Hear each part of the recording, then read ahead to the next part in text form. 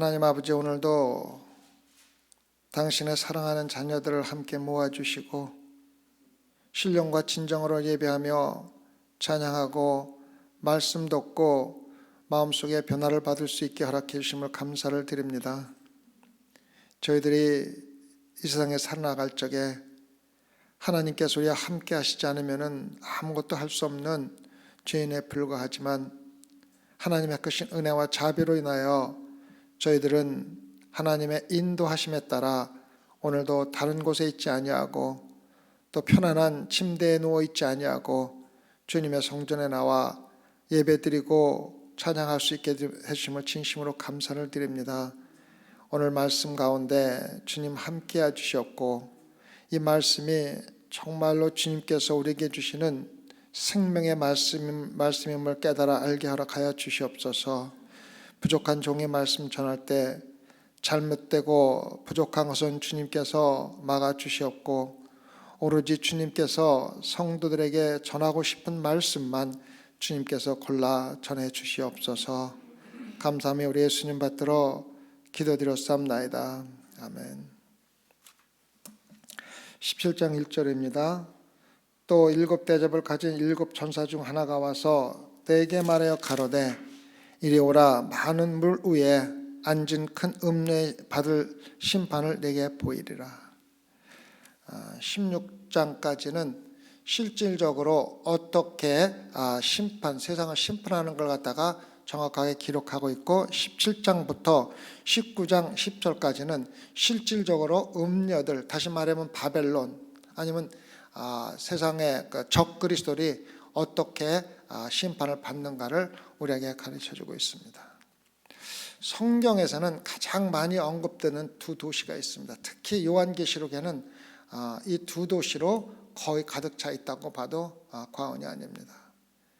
하나는 예루살렘입니다. 예루살렘. 하나님의 성 예루살렘이 가장 많이 언급되며 약 800번 이상 등장을 합니다.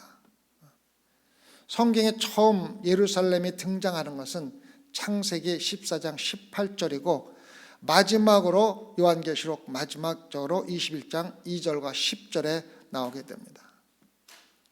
성경 전체에 걸쳐서 예루살렘은 하나님께서 하나님의 계획과 목적을 달성하기 위해서 선택한 특별한 도시로 기록이 되고 있습니다. 그것은 성경의 여러 곳에서 예루살렘을 하나님의 성, 하나님의 도시, 하나님의 장막이라고 부르는 것을 우리가 쉽게 볼 수 있습니다. 그 예루살렘이라는 말은 살렘이라는 말이 예루살렘에 많이 나오는데 평강이라는 말로 나옵니다. 그래서 예루살렘은 평강, 평화의 기초, 근본이라는 의미로 사용되고 있습니다. 창세기에서 제일 먼저 나오는 말이 뭡니까? 멜기세덱의 살렘의 왕 멜기세덱이라고 나옵니다. 살렘의 왕. 살렘의 왕 멜기세덱이라는 말은 어떠한 상징적인 평화의 왕이라는 뜻이 아니고 실질적으로 살렘이라는 도시가 있었습니다. 예루살렘에 살렘이라는 도시가 있었습니다. 그것은 성경에 나옵니다. 우리 요한복음 3장 23절을 볼까요? 요한복음 3장 23절.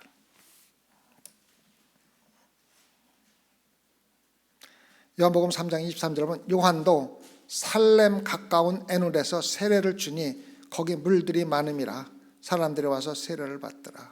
그래서 살렘이라는 뜻은 살렘의 왕 살렘의 멜기세덱 왕이라는 말은 상징적인 평강의 왕이 아니라 실질적으로 예루살렘이라는 지역의 왕, 다시 말하면은 예루살렘의 왕을 상징하는 것으로 실질적으로 있었던 도시의 유적지도 그대로 남아 있다고 합니다. 그래서 유적지에 남아 있는 것이 아니라 살렘이 예루살렘이라는 근거가 또 성경에 또 나와 있습니다. 시편 76장 1절과 2절을 볼까요? 시편 76장 1절과 2절.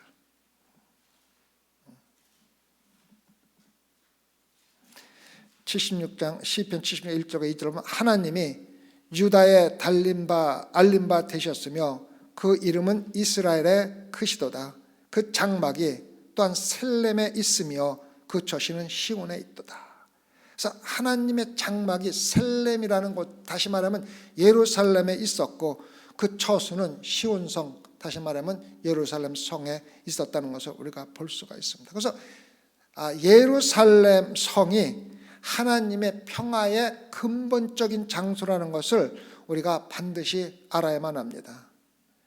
그래서 실질적으로 예수 그리스도가 십자가에 돌아가시면서 이 세상에 평강을 허락해 주신 장소가 바로 예루살렘 성입니다. 예루살렘이 바로 평화의 성, 평화의 인류의 평화를 이룬 곳이 바로 예루살렘 성이기도 합니다. 그래서 예수 그리스도가 예루살렘에서 십자가에 돌아가심으로써 하나님과 우리의 평화를 이루어 줬을 뿐만 아니라 성도와 성도 간에도 평강과 평화를 이루어 주신 분이 바로 예수 그리스도입니다. 바울은 로마서 5장 1절에서 그러므로 우리가 믿음으로 의롭다 하심을 받았으니 우리 주 예수 그리스도로 말미암아 하나님과 화평을 누리자라고 썼습니다. 또한 바울은 골로새서 1장 19절과 20절에서 아버지께서는 모든 충만으로 예수 그리스도 안에 거하게 하시고 그의 십자가의 피로 화평을 이루셨다고 우리에게 기록하고 있습니다. 그래서 성경에 나오는 수없이 나오는 예루살렘 성은 성도들에게 평강과 평강의 근본적인 기초를 주는 그런 곳이기도 합니다. 그래서 예루살렘 성은 우리가 평화를 우리에게 주는 것으로 상징해서 성경에 나오는데 실질적으로 우리가 지금 예루살렘에 보면은 그렇지가 않습니다. 예루살렘에서는 끊임없이 전쟁이 일어나고 전투가 일어나고 싸움이 일어나고 화평을 찾을 수가 없습니다. 팔레스타인들과 이스라엘 사람들이 끊임없이 싸우고 서로 죽이는 곳이 바로 예루살렘이며 예루살렘에서 수없이 많은 전쟁이 일어나서 사람들이 죽고 또 로마가 침공해서 예루살렘이 완전히 망하면서 완전히 폐허로 남아가는 경우가 우리도 역사에서 기억한 것을 볼 수가 있습니다. 그렇게 된 이유는 예루살렘을 다시 이루는 사람이 반드시 하나님 평강의 왕이 다스려야 하는데 인간이 다스리기 때문에 그러한 일이 일어나고 있다는 것입니다. 그래서 우리는 먼저 평강의 도시, 평강의 근거지인 예루살렘 도시가 성경에 800번 이상 나오며 특히 요한계시록에서는 엄청나게 구석구석마다 예루살렘이 나옵니다. 그 다음에 많이 나오는 도시가 바벨론입니다. 바벨론.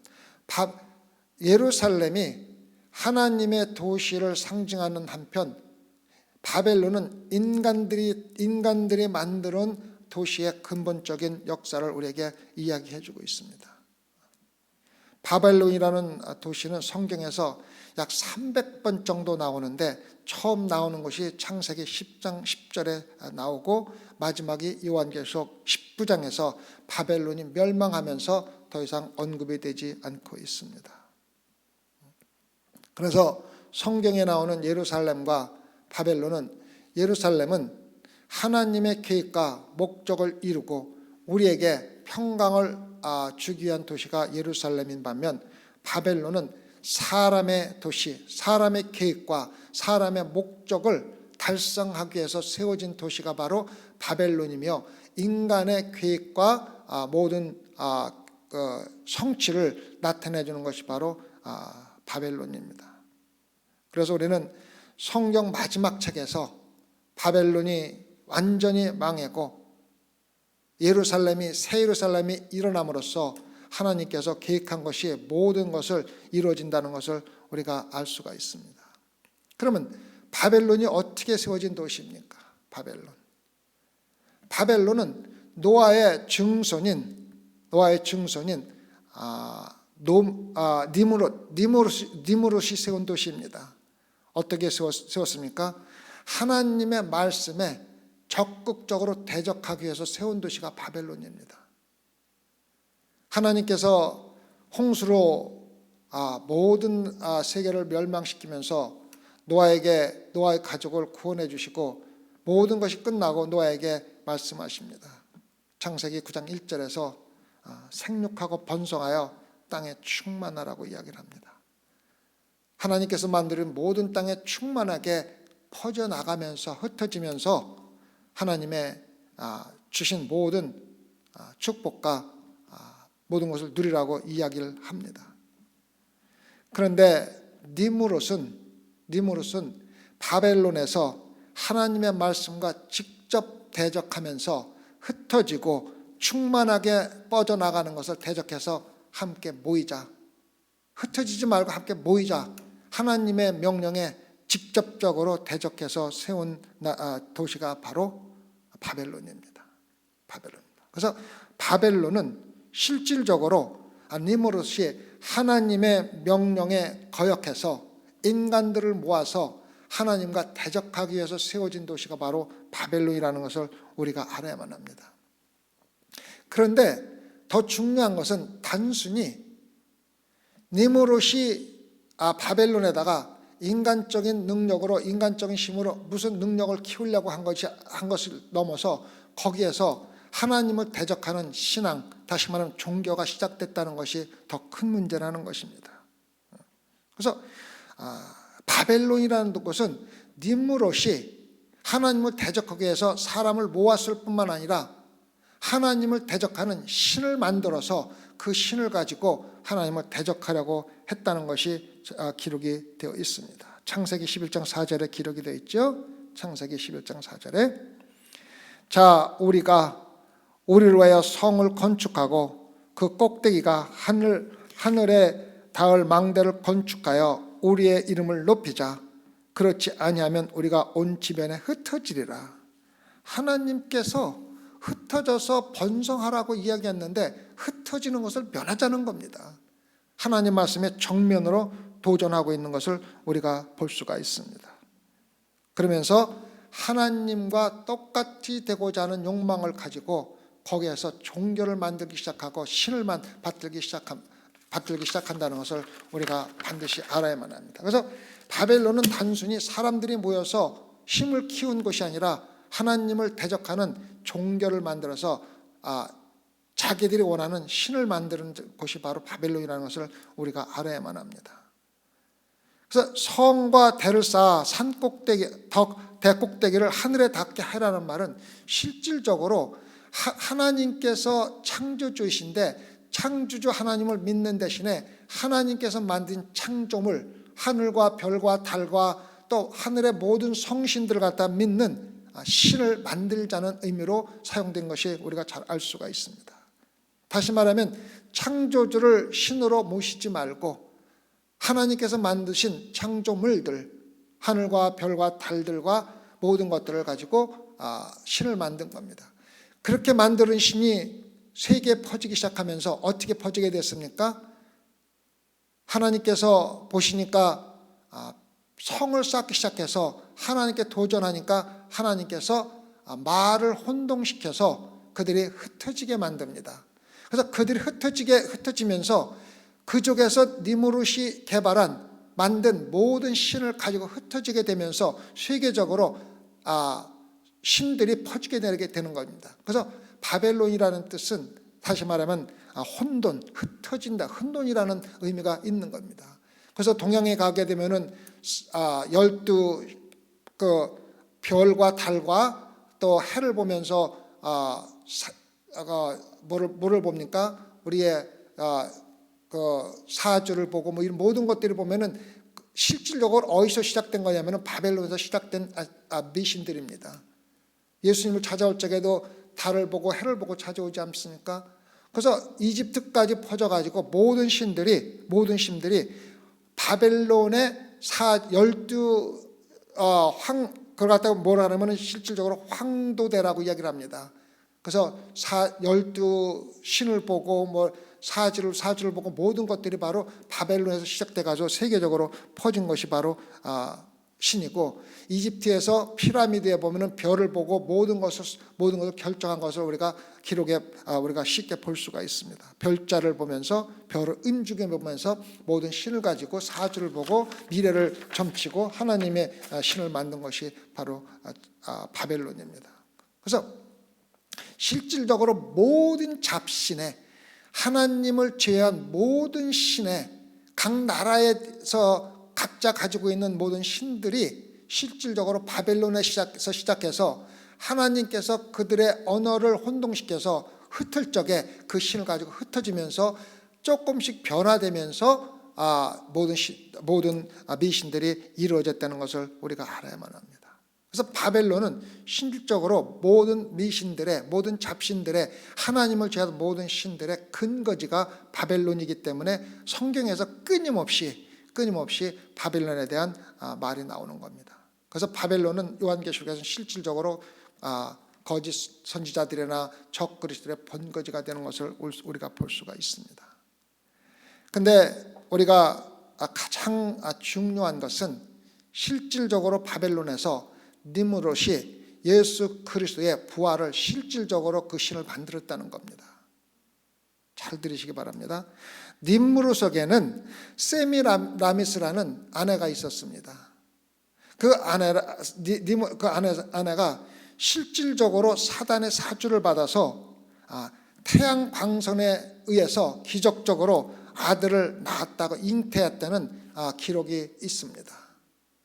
그래서 예수 그리스도가 창세기 3장 15절에서 처녀의 후손이, 여자의 후손이 아들을 낳아서 그 죄를 갖다 사해준다는 것을 사단은 이미 그걸 알고 이미 니므롯, 즉 창세기에서 그 예수 그리스도 기독교를 갖다가 모방해서 만들었다는 것입니다. 그래서 그 아들의 이름이 담무스라는 사람입니다. 담무스, 잘 기억하시고, 여러분 담무스라는 종교가 예레미야에서 나옵니다. 이거 그냥 전설이 아니라 성경에 나오는 종교입니다. 그래서 담무스라는 아들을 낳아가지고 실질적으로 창세기 3장 15절에서 하나님께서 계식했던 여자의 후손으로서 태어난 구원자가 있을 것이라는 것을 사단은 미리 알고 있었고, 그것을 이용해서 니므롯의 아내인 세미라메스를 통해서 담무스라는 아들, 다시 말하면 태양의 광선에 의해서 남자 없이 잉태어난 아들이라는 걸 갖다가 나옵니다. 근데 실질적으로 이 담무스가 죽습니다.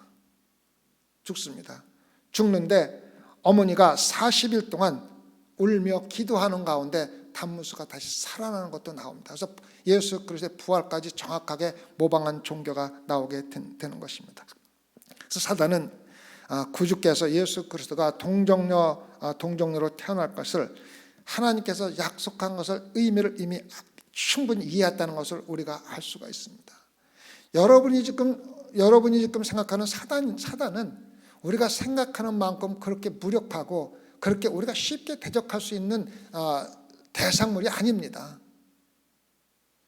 하나님, 즉 다시 말하면 하나님의 타락한 천사가 세워진 사단에 대해서 막강한 천사의 능력을 가지고 있기 때문에 우리가 사단을 대적하는 것은 우리의 능력으로 절대 대적할 수가 없다는 걸 갖다가 우리가 알아야만 합니다. 반드시 예수 그리스도 하나님의 능력으로 우리가 대적해야만 합니다. 그래서 이 담무스의 종파가 세계적으로 퍼지면서 조금씩 개종돼서 퍼지기 시작해가지고 나중에 어디까지 들어가냐면 이스라엘까지 들어갑니다. 이스라엘까지. 그래서 특정한 신이 처녀에게서 태어날 것이라는 생각과 함께 우주를 심격화하는 거짓 기독교가 이미 바벨론에서 시작돼서 나중에 이스라엘에 들어가갖고 이스라엘 백성들이 담무스 신을 믿게 됩니다. 그래서 어머니가 하나님 태양의 광선을 잉태한 아들 담무스가 바로 하늘의 여왕과 그녀의 똑같은 신성한 아들을 둘러싼 첫 번째 적그리스도의 정확한 모방이 이루어지는 것이 바로 거기입니다. 그것으로 시작해갖고 바알 신이 시작됐고, 그것으로 시작돼가지고 담무스가 이슈타르라는 종교로 아수르로 퍼지게 되고 세계로 막 퍼지게 되는 것을 우리가 볼 수가 있습니다. 그리고 나서 실질적으로 40일 동안이라는 것은 사순절 동안 우리가 예수 그리스도가 부활하시게 44주년을 기념하는 상징으로 시작했고, 실질적으로 새 생명을 태어난다는 의미로 달걀을 이웃에게 돌리는 풍습도 그때 생겼습니다. 그걸 갖다가 이스타르라고 이야기를 했습니다. 그 이스타르라는 축제가 변해서 이스터라는 우리가 지금 섬기고 있는 부활절을 갖다가 만들어낸 겁니다. 그래서 부활절날 달걀을 새로운 생명으로서 상징하는 것과 똑같은 모습을 이미 모방한 겁니다. 그럼 우리가 이스터날 달걀을 돌리고 실질적으로 새 생명을 상징하는 게 잘못됐느냐? 잘못된 게 아니라 이스타르라는 그 사단이 그걸 모방했을 뿐이지, 실질적으로 이스터의 새 생명의 의미는 우리가 기념하는데 전혀 문제가 없다는 걸 우리가 알아야만 합니다. 그래서 눈물 때문에 살아났지만은, 즉 다시 말해서 담무스는 다시 죽게 됩니다. 언젠가는 죽게 된다는 걸 우리가 알 수가 있습니다. 그래서 니무르스의 아내인 세미라미스가 만들어낸 담무스라는 종교가 종교적인 매춘으로 변하면서 이스라엘로 들어오게 됩니다. 들어오기 시작했습니다. 그래서 이스라엘에서 순결하지 않은 처녀들이 예배당에서 예배 들어오는 사람들과 성관계, 즉 매춘을 시작했고, 이스라엘 백성들이 그것을 따라하기 시작했던 것입니다. 그래서 에스겔서 8장 14절을 보면은, 에스겔서 8장 14절을 보면은, 그가 나를 데리고 여호와의 전으로 들어가는 북문에 이르시기로 보니 거기 여인들이 앉아 담무스를 위하여 애곡하더라. 이 담무스라는 종교가 바벨론에서 생겨가지고 예수 그리스도를 정확히 모방한 종교가 나중에 성전에서 여인들과 관계를 갖는 종파로 발전해서 이스라엘에 들어와가지고 하나님이 그것을 보고 통곡하시면서 에스겔에게 환상으로 보여준 것을 갖다가 기록하고 있습니다. 에레미야는 하늘의 여왕인 세미라미스에게 희생제물을 드리고 그에게 모든 정성을 쏟는 백성들을 정죄하고 있습니다. 에레미야서 44장 17절에 나옵니다. 에레미야서 44장 17절에 우리 입에서 낸 모든 말을 정령이 실행하여 우리의 본래 하던 것 곧 우리와 우리 선조와 우리 왕들과 우리 방백들이 유다 백성들과 예루살렘 거리에서 하던 대로 하늘 여신에게 분향하고, 바로 세미라미스를 이야기하는 겁니다. 분향하고 그 앞에 전제를 드리리라. 대저 그때에는 우리가 식물이 풍부하며 복을 받고 재앙을 만나지 아니하였더니, 처녀로 태어난 신으로 추정되는 그 신이 발달해서 바알 신이라는 또 다른 신이 생기고, 이세벨이 이스라엘로 시집을 올 적에 바알 신을 데리고 오면서 850명의 바알 선지자들과 엘리야가 대적해서 물리치는 것도 우리가 잘 알고 있습니다. 그래서 바벨론 도시가 거짓 신을 숭배하고 예루살렘 도시와 참되고 살아있는 하나님을 대적하는 근본 지역으로 시작된 것을 우리가 잘 알고 있어야만 합니다. 그래서 성경은 끊임없는 바벨론과 예루살렘의 전쟁으로 시작해서 결국은 창세기에서부터 시작해서 요한계시록에 바벨론과 예루살렘의 전쟁으로 끝나는 것이 바로 성경의 전체로 기록되어 있습니다. 그래서 바벨론과 예루살렘의 첫 번째 전쟁이 무엇이 아십니까? 창세기 14장에 기록이 되어 있습니다. 창세기 14장에 여러 왕들이 연합해서 소돔을 쳐부시고 소돔에 있는 백성들과 모든 재물을 빼앗아가는 것을 여러분 기억하실 겁니다. 창세기 14장에 나옵니다. 근데 잡혀가는 사람 가운데 아브라함의 조카인 롯과 그의 두 딸들이 포함되어 있습니다. 그래서 아브라함의 이 소식을 듣고 하나님의 도움으로 이 연합군을 물리치는 것이 창세기 14장에 나온 걸 여러분 기억하시죠? 그죠? 그런데 소돔이 어디냐면은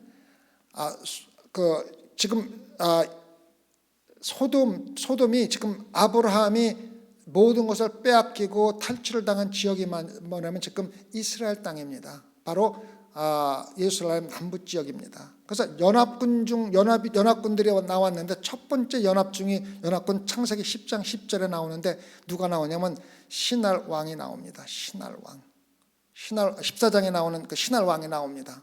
근데 창세기 10장 10절에 보면 신할 땅이 바로 바벨론이라고 기록이 되어 있습니다. 그래서 신할 평지에 바벨론이 되어 있으며 바벨론 왕이 이스라엘까지 와서 연합군을 창설해서 하나님이 택한 구원의 약속인 아브라함의 조카와 롯을 잡아가고 첫 번째 전쟁에서 아브라함과 바벨론이 전쟁을 일으킨 것을 우리가 볼 수가 있습니다. 근데 뭐합니까? 하나님을 대표하는 아브라함이 인간을 대적하는 바벨론을 완전히 물리치고 잡혀갔던 모든 사람들을 다시 구출해오고 롯과 그 두 딸들도 구출해오고 모든 잡혀갔던 것들 또 많은 노획물을 가지고 돌아옵니다. 다 기억하시죠 그거? 그런데 살렘의 왕이자 대제사장인 누구를 만납니까? 멜기세덱을 만납니다. 근데 멜기세덱이 아브라함의 군사들에게 무엇을 줍니까? 떡과 포도주를 줍니다. 떡과 포도주를 줍니다. 떡과 포도주가 무엇을 상징합니까? 예수 그리스도의 몸과 피를 상징하는 겁니다. 구원을 상징하는 겁니다. 많은 사람들이 멜기세덱이 예루살렘의 왕이자 대제사장인 예수 그리스도를 예표한다는 것을 잘 알고 있습니다. 그래서 멜기세덱이 떡과 포도주를 아브라함이 돌아왔을 적에 아브라함의 군대가 줌으로써 예수 그리스도가 예루살렘에서 태어나서 예루살렘에서 십자가에 돌아가심으로써 모든 백성들을 죄에서 구원할 것을 우리에게 예표로 보여준 것이 바로 창세기 14장입니다. 그러고 나서 뭘 합니까?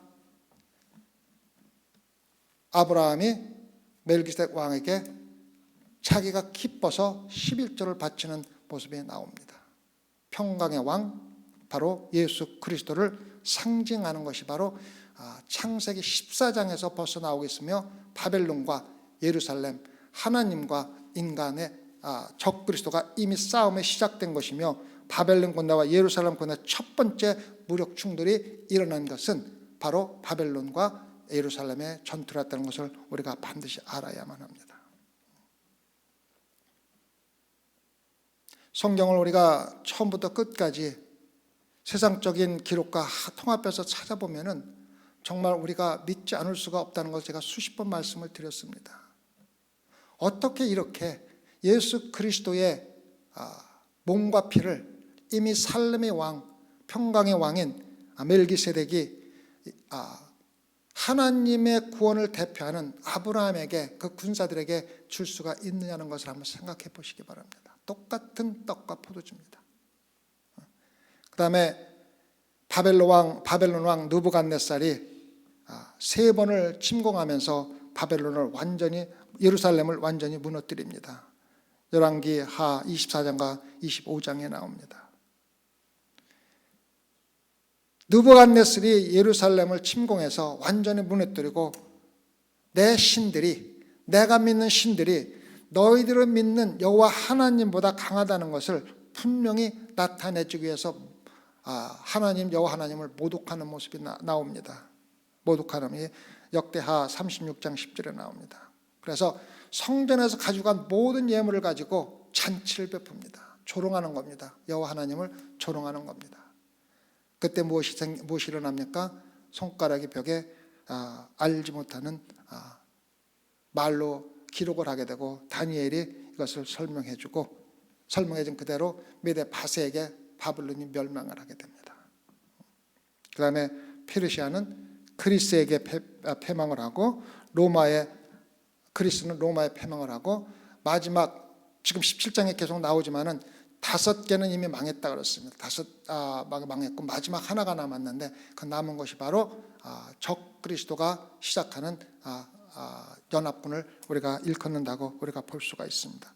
그 연합군이 뭐 러시아니 중국이니 그거는 말도 안 되는 얘기입니다. 말도 안 되는 얘기고, 적 그리스도라는 것은 하나님께서 계획하신 뜻에 따라서 이루어질 것입니다.